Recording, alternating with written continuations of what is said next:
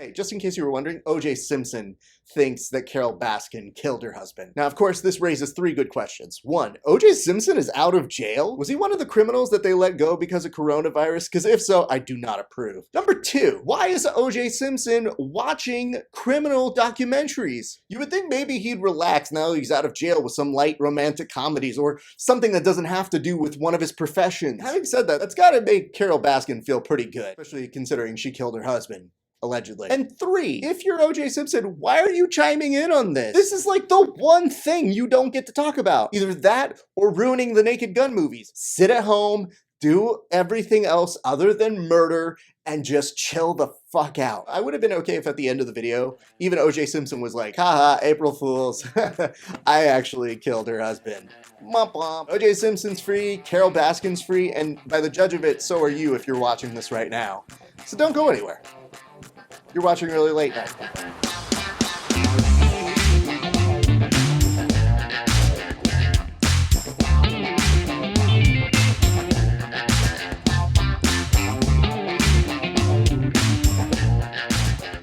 Hey, what's up, everybody? My name is Rafa Sparzo. Welcome to Early Late Night, a show that's both free and that doesn't come with a gift receipt. There are lots of terrible things in the world. But don't worry, I read the news so you don't have to.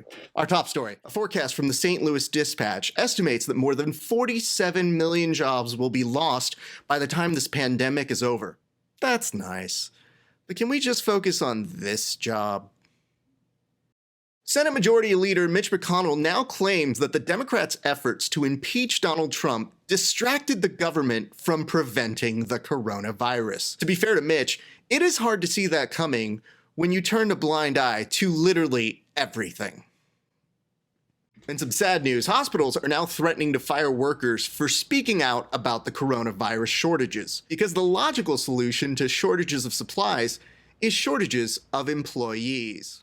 After being shown in the documentary Tiger King, Shaquille O'Neal told fans this week that he stopped going to the Tiger King Zoo. It's kind of like when Robert Kraft stopped going to that massage parlor. I mean, good for you, it's just no one's gonna give you credit now. A man who asked a woman out on a date using a drone ended up taking her on a date in a giant inflatable ball. And yes, the answer to your question is, their wedding will be at a Buffalo Wild Wings.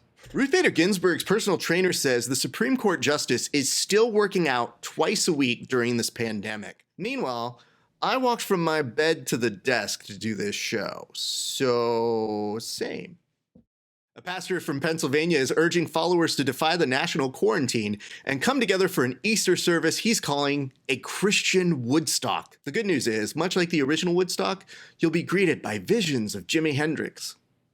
The NFL sent a letter to several prospects and invited them to participate in a remote draft, which now means the NFL has sunk into the level of your fantasy football league.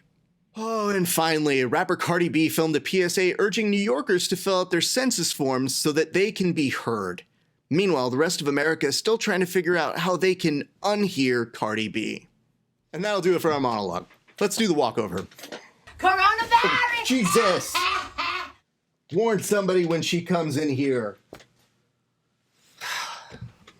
Terrifying.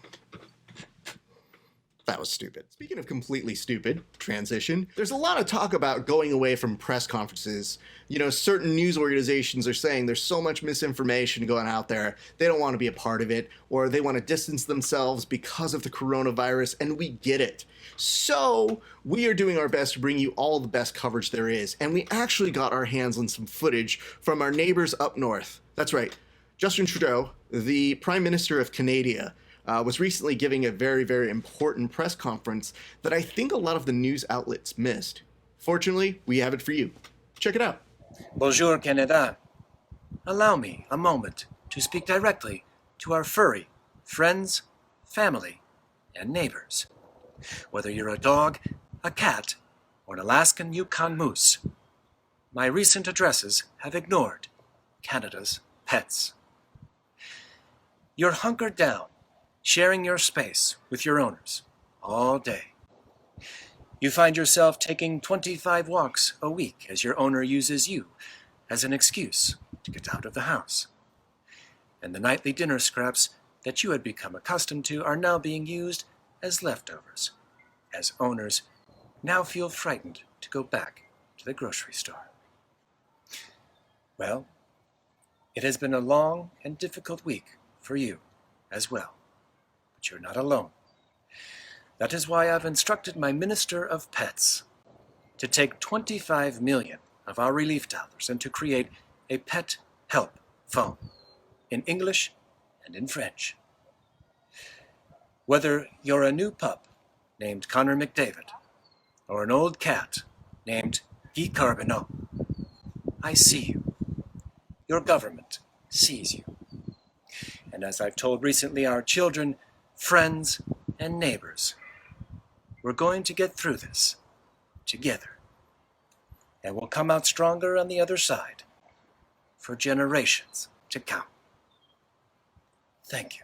Thank you very much, Justin Trudeau, is what it says on my teleprompter. Hey, we want to thank our friend Charlie Farrell for passing that our way. Thank you very much, a concerned citizen and somebody that I'm sure is funny in his own right. You know, I'm really excited about our guest today. This is a kid who has been crushing it. I've known this kid for a long time. He's good. He's funny. I met him a long time ago when we worked at the same comedy club, and he famously filled in for a comedian when we lost a guest for our live show. And I got to tell you, he was actually funnier than the person we booked. You've seen him on Roast Battles. He has a podcast where people talk about the films that they hate that everybody else loves. He's an all-around gent, and I'm glad we can bring him on the show today. Ladies and gentlemen, please welcome to the show, Jay Light. Jay, how are you doing, sir? I'm good, Raph. It's good to see you, man. How are you? I'm doing okay, man. I mean, all things considered, this is a stupid thing that we're all experiencing right now. Let me ask this.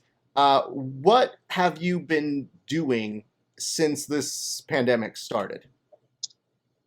Well, I've been doing a lot of both trying to find the right balance between doing work and not driving myself crazy doing too much work. So I do, I write, and I've got some projects that I'm working on my own. The podcast, of course, is still going, so I've been watching a lot of movies for that. But also I'm watching a lot of movies for myself, playing video games, talking to a lot of people, trimming my mustache a lot. I'm just trying to keep It's things quite powerful. You didn't have this mustache when I saw you last. This is all relatively new. I started it back in the fall. It was very, very flimsy for a bit. Now it's thick and hardy, and I can actually grow it down, brush it the way it's supposed to be used. Is there a certain form that you're supposed to do with mustache etiquette? I don't know, because I just have this. Well, the thing that I've noticed about the mustaches that inspire me, that are on my mustache vision board, as it were, they all are brushed downwards over the lip. See, so it goes kind of down like that. Yep. Now, what I was doing before was I was using mustache wax and waxing my mustache to the sides, which made it look fuller than it actually was. But I've been a few months into this now, and I don't need to live that lie anymore. So I've started to brush it down and trim it off so it just stays off of my lips. Bless you. And it's Bless working you out. for all of your research that you've done on this very important topic. I like the fact that when this pandemic does come up, you get to find out what everybody's secret talents are. And one of the things I think we're discovering for you is, like, guys, I am up on old century mustache etiquette. I mean, I got mustache scissors. I got the proper brush for it. I found out right before I couldn't see my barber anymore, so that's good. She gave me some good tips. So if anybody needs mustache advice, send me Venmo or PayPal, and I'll give you a mustache consultation. I'll punch your mustache up for you. You should really just market this as a mustache ride that you are banking off of somehow. Mustache Writer and Mustache Writer, Jay Light. It's going to be my new business card. Hey, let's start with this. I was pretty proud when you were putting up a podcast, and one of the things that I always have an issue with is when people tell me they're going to do one, they don't have a good hook. I think your hook is amazing. Do you mind telling us what it is? Of course. So I do this podcast called Blockbusting. The premise of it is I have guests on, and they talk about a movie that they hate and why they hate it. Now, when I came up with the idea, there are a lot of podcasts out there about movies. especially a lot about bad movies. But I wanted to do one that felt more personal than that, because some people don't like movies that they're generally considered to be good. Some people don't like movies for very weird personal reasons. And so I wanted it to be about that and not about like, oh, this movie's bad, we're going to make fun of it. No, I want to talk about why you think a movie's bad. So obviously these have origin stories, and there has to be one or two movies that probably broke the camel's back. So how did this start for you? What were the movies that made you start to say, like, man, people are really pushing back on me on this. I really need to defend my hatred of Zigbee Goes Down. One of the things that really stuck out to me, and this is long before the podcast idea ever came, was I was a film student in college, and I had a class where we, a lot of classes in film studies curricula, you have to watch movies constantly. You're watching stuff every week or every day to fit a certain, part of the syllabus. So I had one class where we watched a lot of movies that you'd consider like great movies. And one week we watched Lawrence of Arabia, and all of us hated Lawrence of Arabia after we watched it, to the point where we came into class and we had a good relationship with our professor beforehand. And we were like, oh, this is, everybody likes these movies. And he was so mad that we hated Lawrence of Arabia. And we were like, this is not a great movie. I don't know why anybody thinks it's a great movie.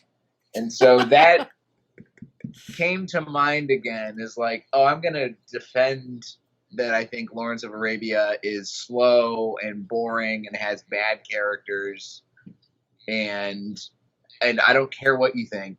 This is what I think. You're not going to change my mind. But what about the score? Like, how do you hate Lawrence? So, do you see what I'm doing here? How do you hate the score to Lawrence of Arabia, which is a true gem, a historical gem of its time? I don't hate the score, but there's clear evidence that the movie is not greater than the sum of its parts. Peter O'Toole's a great actor. Okay. He puts on a good performance in that movie. The editing's good. It's got that one cool shot where he blows out a match, and then all of a sudden it's a cut to the desert.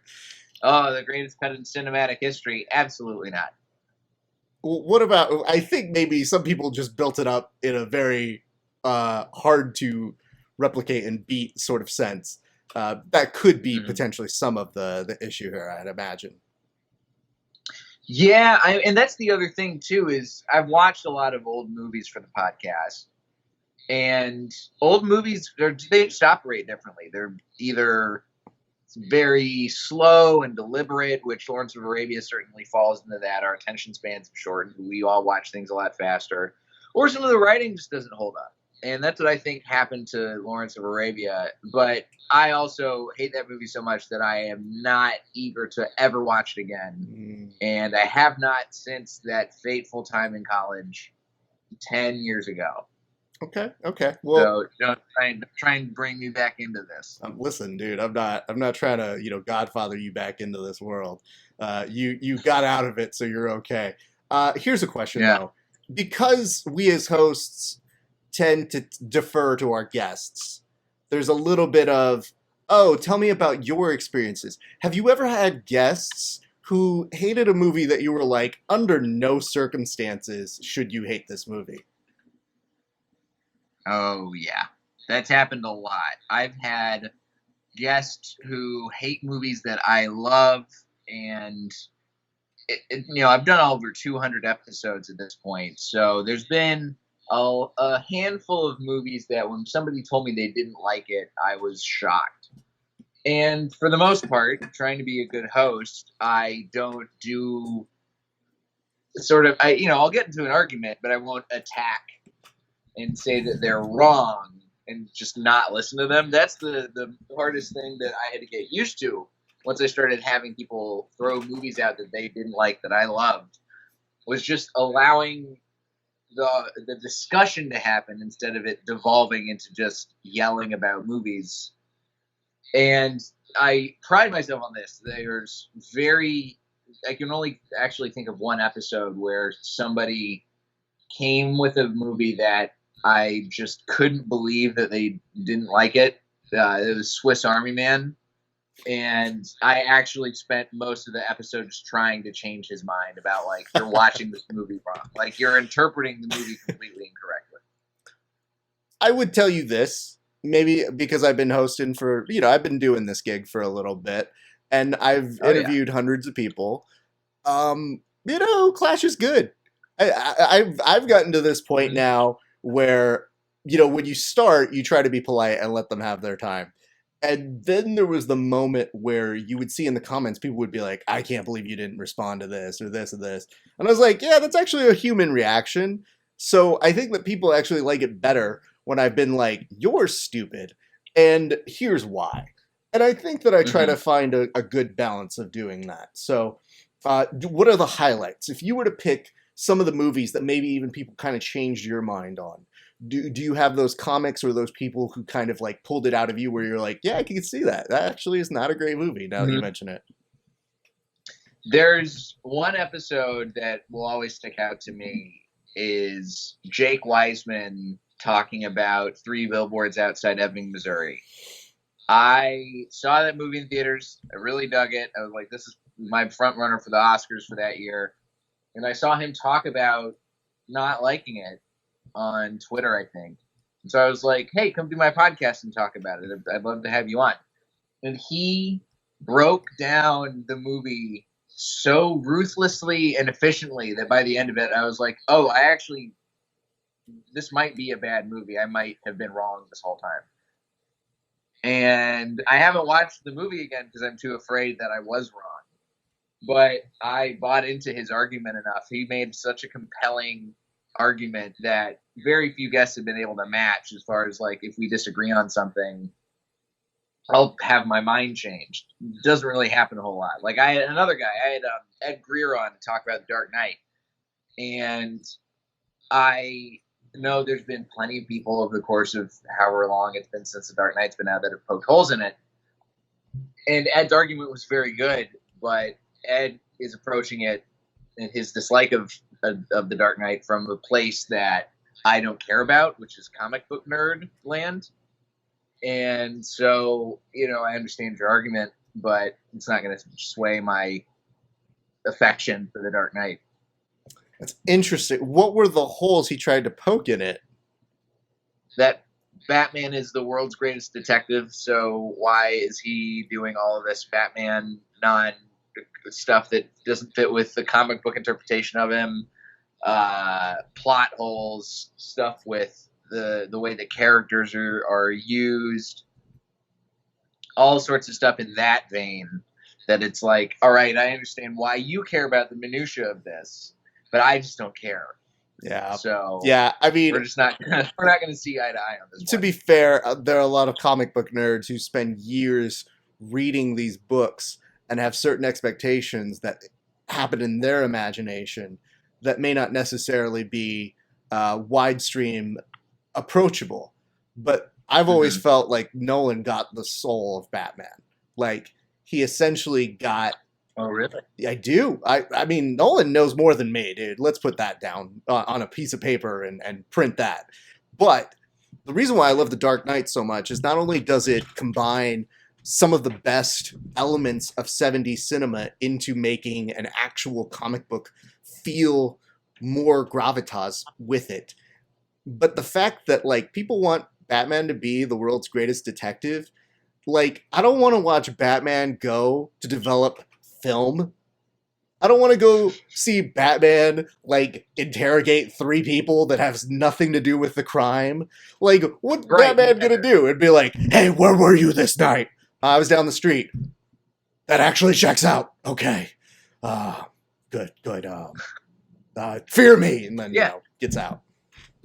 No, yeah, I don't want that. I want Batman to lasso people from a fire escape and talk to them in the rain and beat people up in interrogation rooms. I don't care about if he's doing, fingerprinting and checking security footage at the gas station or reading security logs at some, toll booth. I don't care about any of that. There's a part of me that really thinks that their interpretation of it is just Batman with, like, a notepad being like, and what was her name?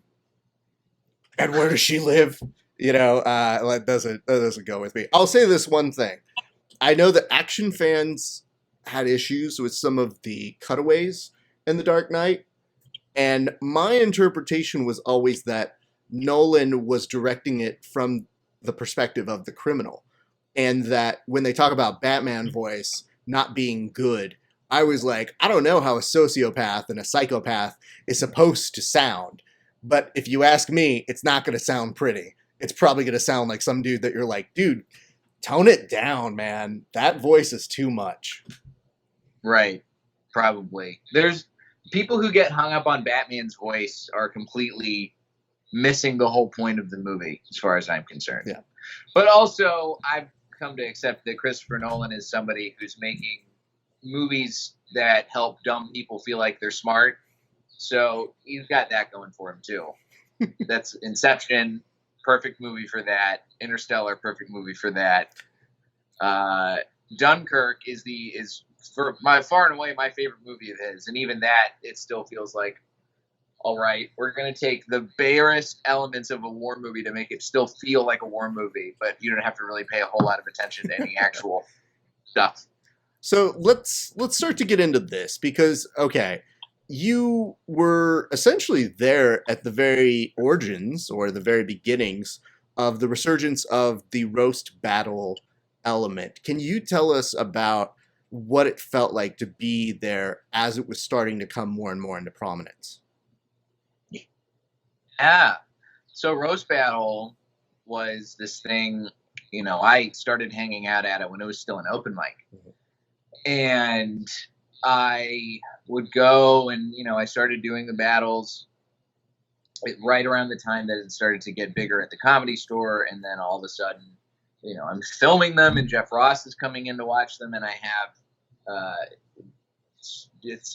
getting calls from Comedy Central to do the TV version. And, before you know it, we're taking the show on the road and we're going all over the States. And it's very surreal to see the show grow as much as it has. Because I remember back in the day when it was very inside baseball and nobody was coming to watch it besides comedians. And it just felt like this thing that was bringing the community together as a way to let steam off and shit talk each other and air out the dirty laundry.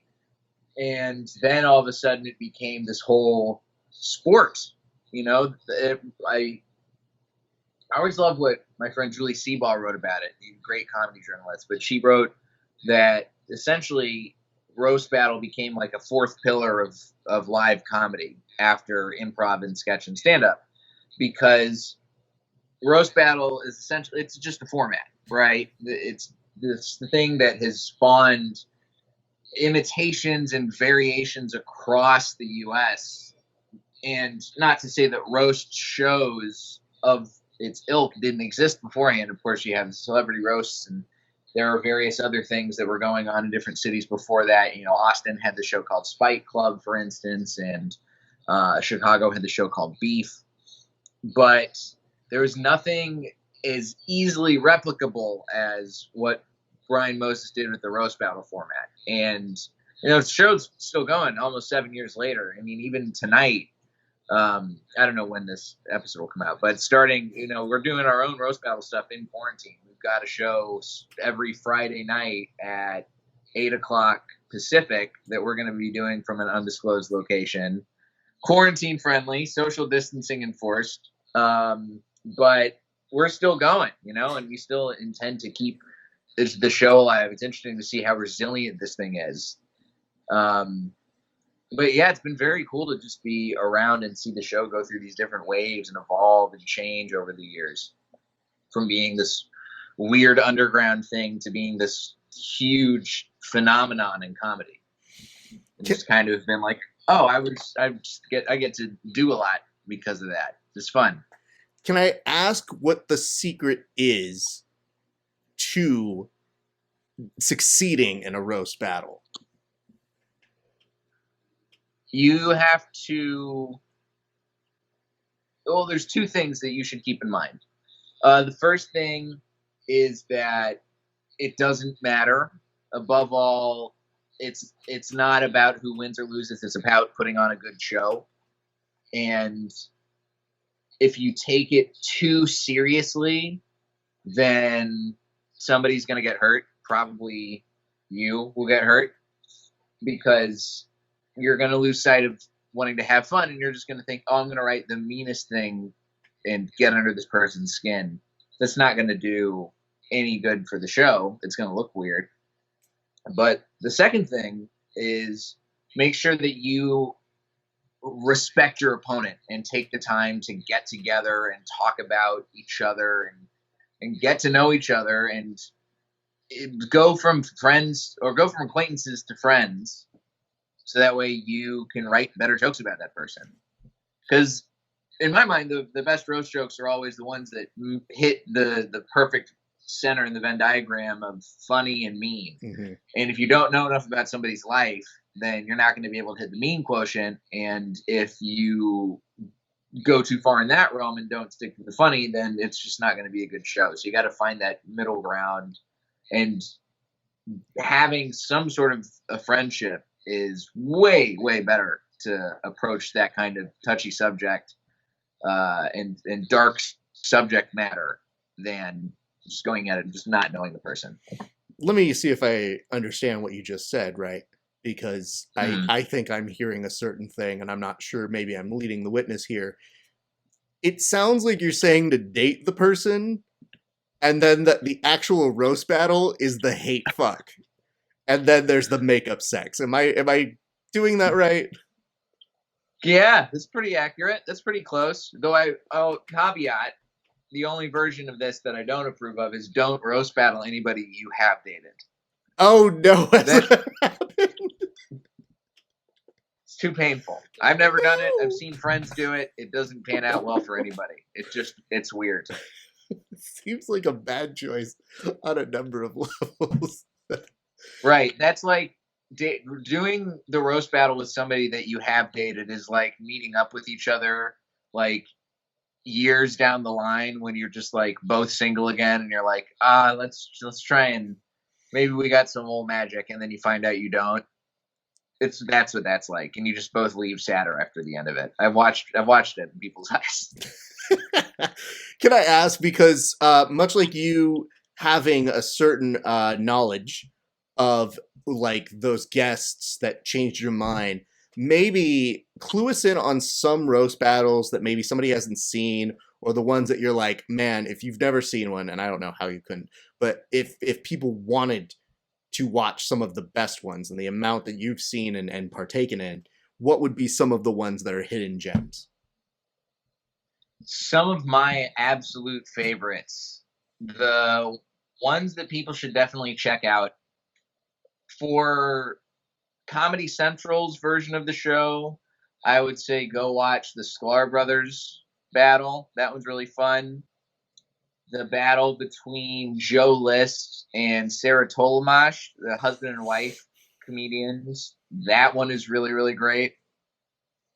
And Jamar Neighbors, Yamanika Saunders, that one's also really, really great one from the TV show.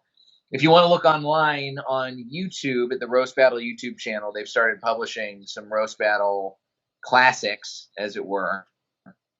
Some of my all-time favorites from that, Robin Tran and Joe Urell, I think is exactly the kind of like boundary-pushing stuff that the show allows comedically. Robin Tran is a transgender Asian woman, and Joe Urell is a comedian with cerebral palsy in a wheelchair. And I mean, on any other show, yeah, you wouldn't be allowed to make jokes against that person. Yep. But that's the whole point of this one. So it's just great. It's cathartic. It's fun. And it's just great. It's brilliant writing, and it's great joke telling. So I would quote the jokes myself, but you need to go watch them so that you can understand if you haven't seen it already. Makes sense. I totally get it. Yeah, I feel like my own HR just like stopped in just from your description of what would have taken place and been like, yeah, comedy can't exist here. Let's go down this path though. So 5-6 years, I would say, is the last kind of time you were probably on the show. Like, what else has happened? Because I know those are the big ones. But if I were to ask you, give me bullet points. Like, what have been some other interesting things that have happened within those 5 to 6 years? Because I can only read so much from your timeline. Right. So, I mean, the biggest stuff that has happened, the most notable things. Roast Battle is obviously huge up there, but I was working at the Comedy Store for about 5 years as a door guy, and that opened up not only Roast Battle doors, but it also had a big. That's probably the thing that's had the biggest impact on my comedy career in my life. I got writing jobs. I made the jump last year from being somebody with a day job to somebody without a real day job that's not comedy related. So I'm doing TV writing, and I had been touring as a stand-up a little bit. Written on shows like MasterChef and BattleBots, and I did some stuff for Historical Roast on Netflix, and I've done some writing for some of the other roasts on Comedy Central. And it's been interesting, especially because like it's the kind of shows that I had no idea needed writers, but I started getting asked to do these shows, and I was like, this sounds great. I love Gordon Ramsay. I love BattleBots. This is going to be a ton of fun. And so it's interesting to like live this life that I didn't know that I could do. And that's the coolest thing. And I've been able to sustain myself off of all that and not have to work in the service industry anymore. It's great. And that's just very pleasant. That's pleasant. I mean,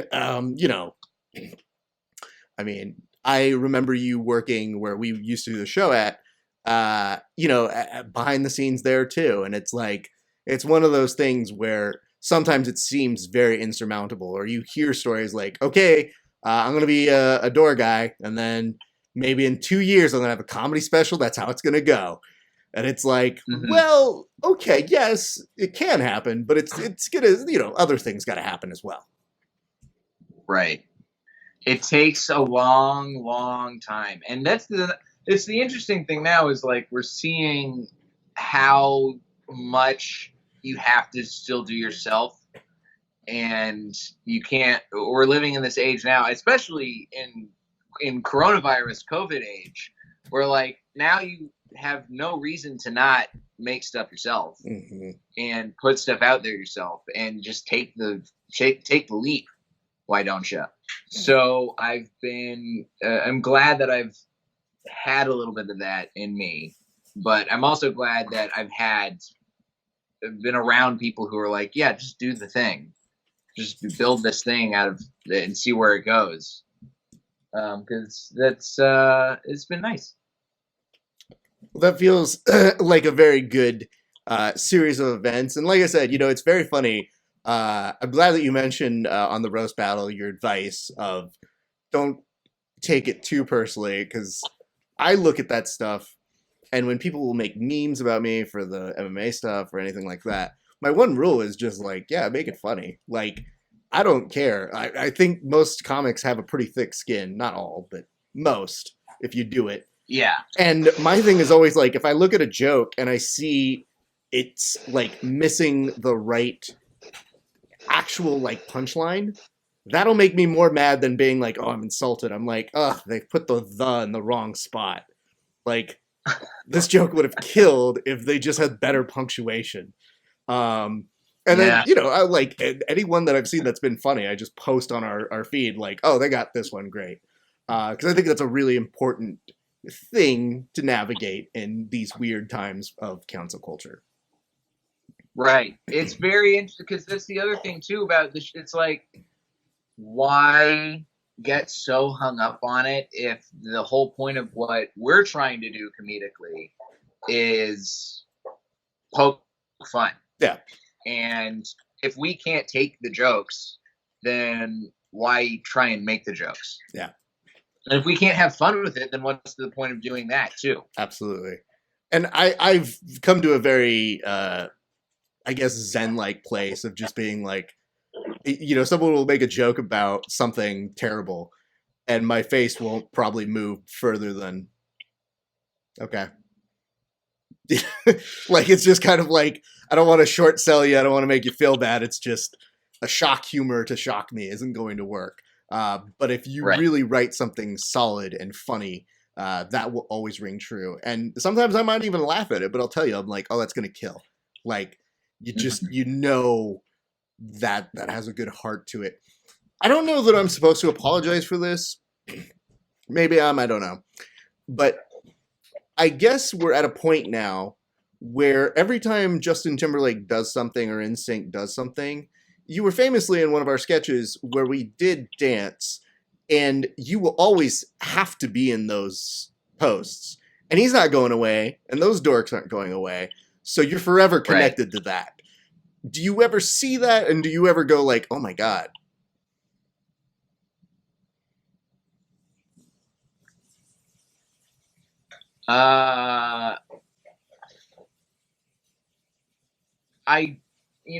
It's interesting because part of, let me figure out the best way to answer this and give you a proper start to it. Fair.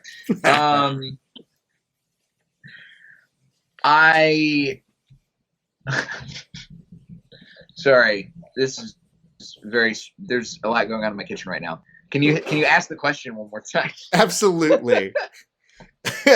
Like, it's the best kind of celebrity form of an answer. Raph, I have a lot of stuff going on in my kitchen at the moment. Sorry, there's coffee being made. Our coffee grinder is whirring away. Okay. The basic question is, do you feel shitty anytime as a true stand-up comic and writer that I have to post these videos of you doing nonsense, including acting the fool as a dancer in one of our shows? Oh, man. I absolutely do not feel any shame about that because it's all comedy. Mm-hmm. All I'm trying to do, listen, I'm a stand-up through and through, but I just want to make you laugh. Yeah. And so if you're going to post videos and if I can't appreciate that you're posting those videos, then what good is it? Fair enough. Listen, I just don't know the deal because I know there are things that I have done 8 years ago that someone will post, just as a photo, let alone a comic bit. And I'm like, oh, I'll look at it and I'll go, I don't care who's in this. This is relevant again. I'm posting it again. Mm-hmm. So this is usually my caveat to double check and make sure. Jay, the future is bright for you. What is in the future, sir? Like, what is coming up next for you? Aside, obviously, you're continuing the podcast. I think it's wonderful. But what things are down the pipeline for you, young man? Well, the podcast is going along full steam. I have a Patreon for that now, so especially if you want to support in the quarantine time, so you can take a look at that. You can watch movies with me, get in the Discord newsletter. You can even get access to my whole movie collection if you play your cards right. I have an album coming out soon through All Things Comedy, and that is called Good Guy with a Gun. So release date is still being worked out on that, but should be out soon. It's very fun. We got stand-up on there, sketches, roast battle. It really captures all of the parts of me that I think make me a comedian. So I didn't want to do just a stand-up album. I wanted to do a little bit more. Work with my friend Coach T, who's the DJ for Roast Battle on that. And we're just finalizing the release on that. So keep your eyes peeled. You can find when I'm releasing that at jlightcomedy.com or on my social media at DietJ, Twitter and Instagram.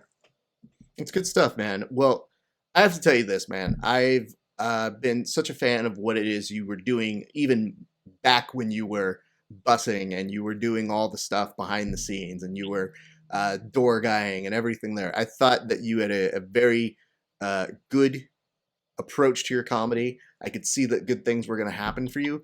And when I see that you're killing it on Roast Battle, I mean, dude, I was so beyond thrilled for that. And I know that that's a continuation of good things to come. But very, very happy to see your success, young man.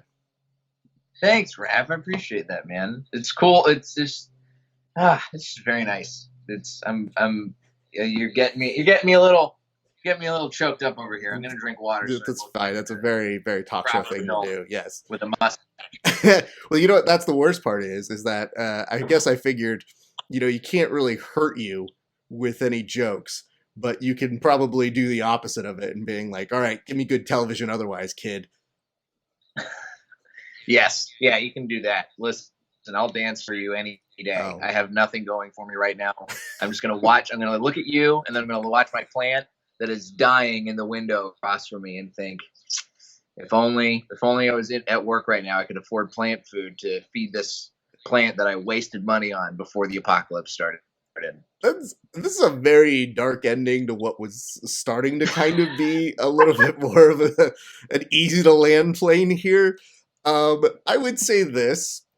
I would say that plant will probably live a decent life. I think you'll probably nurture and take care of it. And, they don't require a ton of things. So it's not like, your American Beauty moment of being like, this plant's going to die. But it's so beautiful. Oh, yeah. No, the plant's going to be all right. I think I mostly have to worry about my cat trying to eat the plant instead of me actually killing it. different problems for different times. Well, Jay, it's very good catching up with you. I thank you so much. As we do sign off with everybody, we are asking, what is your best advice for people to survive this pandemic right now? Take a deep breath. Chill out. Give yourself a little time to goof off. Don't take it too seriously. And that's it. And trim your mustache. You're going to have the best apparel that you get to merch off of this, I think, of anybody. So I'm very glad to see that. Jay, wonderful catching up with you. Ladies and gentlemen, the wonderful Jay Light. Thank you, Raph. It's a pleasure talking to you, man. I'm glad you're good. Glad you're healthy, and keep up the good work. I don't want to. I just want to sleep. Really, that's it. All right, fine. Sleep. Thank you guys for watching. If you like what we're doing, give us a share, give us a like, give us a subscription, any of those things. It helps us out greatly. You can catch us on YouTube. We've got a little subscribing thing that I'm sure you can find somewhere in this region. And if you like us on Facebook, do that as well. That would be a great help to us. I think that's going to do it for us here at Early Late Night. Be safe until I think of something better to say. Good night.